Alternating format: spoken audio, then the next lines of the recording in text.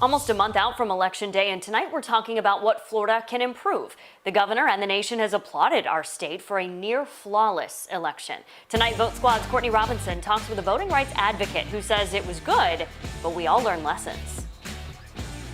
How would you grade Florida on the 2020 general election? I'll give us a B minus because we were dealing with a pandemic. I think the supervisors of elections did a stand-up job. Brad Ashwell is the Florida director for the voting rights group All Voting is Local. It's all about making the process accessible and easy to vote. It shouldn't be hard to vote. He says there are 3 areas where Florida can do better. First, online voter registration. Yeah, hiccup is an understatement. I mean, this was something that was completely foreseeable. We saw it coming. In the final hours leading up to the October 5th deadline, the system locked out tens of thousands of eligible voters trying to register. The state extended the deadline, but Ashwell says the actual system needs to be fixed. And one, they need to do stress tests. The state needs to perform stress tests by an independent third party, and they need to publish those results so the voters can have confidence that the system's going to work. Second, vote by mail. A temporary order from the governor allowed election workers to start counting those ballots well before Election Day.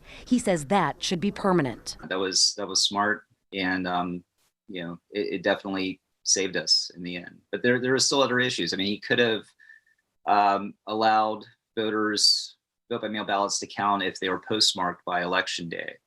We could also extend the cure process to make sure vote by mail ballots aren't disqualified or invalid just because they arrive a day later. Many states do this, and this would be the right thing to do. Finally, standardizing drop boxes across all 67 counties. Vote Squad shared the differences with you in October. Some have dozens of locations, drive-ups. Some boxes look like this, others like this. Hillsborough offers a 24-hour location in the election center. It would probably be a good idea for the legislature to create some standardization or minimal requirements as far as what those boxes look like. We saw a lot of variety as far as that went. Groups like All Voting is Local and others are post-election assessing and gathering data. What went right, what went wrong, how to fix it.